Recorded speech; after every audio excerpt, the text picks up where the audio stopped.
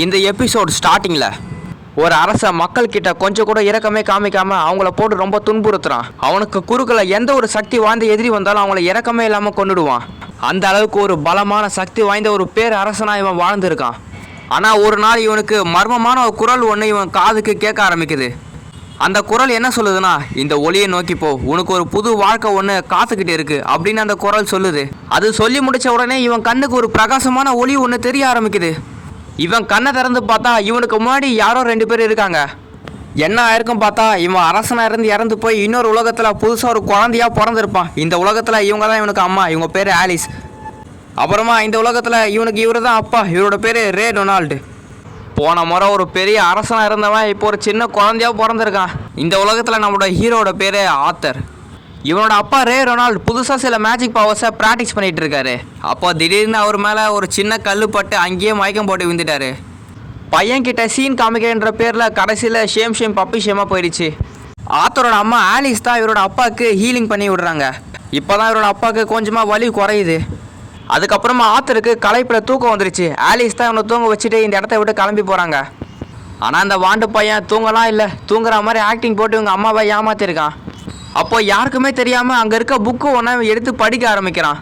அப்போ தான் இந்த உலகம் எந்த மாதிரியான உலகம், இங்கே இருக்க மக்கள்லாம் எந்த மாதிரியான பவர்ஸ் யூஸ் பண்ணுவாங்கன்னு தெரிஞ்சுக்க முடியும். இவன் பிறந்திருக்க இடத்தோட பேர் டிகாட்டன். இந்த இடம் மொத்தமாக 3 ராஜ்யமாக பிரிஞ்சிருக்கு. முதல் ராஜ்யத்தோட பேர் டிராவ் கிங்டம். இந்த ராஜ்யத்தில் டிராவ்ஸு சொல்லப்படுற ஒரு மக்கள் தான் இங்கே அதிகமாக வாழ்ந்துட்டு இருக்காங்க. அடுத்த ராஜ்யத்தோட பேர் எலினார் கிங்டம். இந்த இடத்துல அதிகமாக எல்ப்ஸு சொல்லப்படுற ஒரு வகையான மக்கள் தான் இங்கே அதிகமாக வாழ்ந்துட்டு இருக்காங்க. இந்த இடம் முழுக்கவும் அடர்ந்த காட்டு பகுதியாக தான் இருக்கும். அது மட்டும் இல்லாமல் இங்கே இருக்க மக்களுக்கு நீளமான காதுகள் இருக்கும். அடுத்த ராஜ்யத்தோட பேர் ஸ்பைன். இங்கே தான் நம்ம ஹீரோ வாழ்ந்துக்கிட்டு இருக்கான்.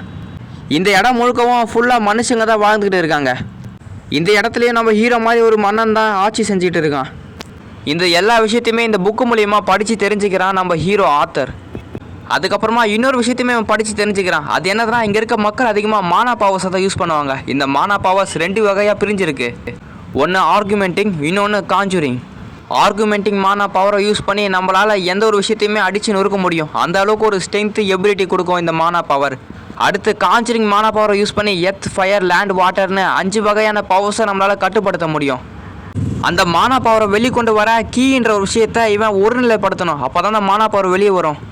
இதேவன் கடந்த காலத்திலே ஒரு முறை பண்ணி பார்த்துருப்பான்.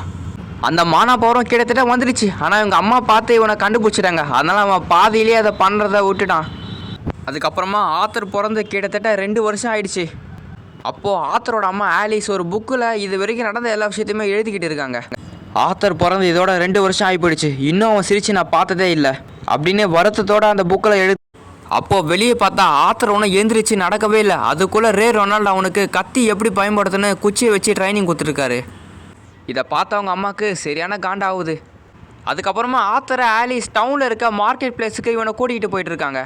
அங்கே எவ்வளோ பொருள் இருந்தாலும் அங்கே இருக்க கத்தி கடப்பாறையை பார்த்தது நம்ம ஆத்தருக்கு சந்தோஷமாக இருக்குது. ஏன்னா அவன் பாஸ்ட் லைஃப்பில் ஒரு ராஜாவாச்சு. அங்கே இருக்க சில பொருட்களை அவன் இந்த நாள் வரைக்கும் அவன் வாழ்க்கையில் பார்த்ததே கிடையாது.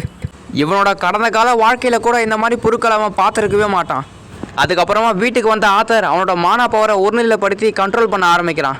அந்த மானா பவரும் கொஞ்சம் கொஞ்சமாக உருவாக்கிட்டு இருக்குது. அப்போ சடனாக அந்த இடமே வெடித்து செதற ஆரம்பிக்குது. இது எல்லாமே நம்ம ஆத்தர் பையன் வேலை தான். அவனோட பவர்னால தான் இந்த இடம் முழுக்கும் அப்படியே வெடித்து செதற ஆரம்பிக்குது. இதை ரே ரொனால்டுக்கு முதுகில் பெரிய காயம் ஏற்பட்டுருக்கு. ஆத்தருக்கு என்ன ஆச்சுன்னு இவங்க 2 பேரும் ஓடி வந்து பார்த்தா அவன் காற்றுலேயே மிதக்க ஆரம்பிக்கிறான் அவன் பவரை யூஸ் பண்ணி. அப்போ அவன் யாரோட உதவியுமே இல்லாமல் அவனோட சொந்த காலெல்லாம் எழுந்து நிற்கிறான். அப்போ திடீர்னு இவன் மேலே பெரிய கட்டையெல்லாம் விழப்போகவும் இவனோட அம்மா அப்பா 2 பேர் தான் வந்து இவனை காப்பாற்றுறாங்க. கடந்த காலத்தில் ஆத்தரை இந்த மாதிரி யாருமே கண்டிருக்கவே மாட்டாங்க. அவனுக்கு சொல்லிக்கிறதுக்கு அம்மா அப்பா கூட கிடையாது. ஆனால் இப்போ அவனுக்கு எல்லாமே இருக்கிறதுனால அவனுக்கு ஒரு மாதிரி ஃபீல் ஆகுது. இதனால் அளவு கடந்த பாசத்தில் அவன் கண்ணுலேருந்து தண்ணி வந்து கட்டுப்படுத்த முடியாமல் அழ ஆரம்பிக்கிறான். இன்னொரு சீனில் ஒரு கொடூரமான மிருகத்தை காமிக்க ஆரம்பிக்கிறாங்க. சரி, ஓகே காய்ஸ், இதோட இந்த எபிசோடு முடியுது. உங்களை வேறு ஒரு எபிசோடில் பார்க்குறேன். அது வரைக்கும் பாய். சப்ஸ்கிரைப் பண்ணாதுங்க, உடனே சப்ஸ்கிரைப் பண்ணிக்கோங்க காய்ஸ்.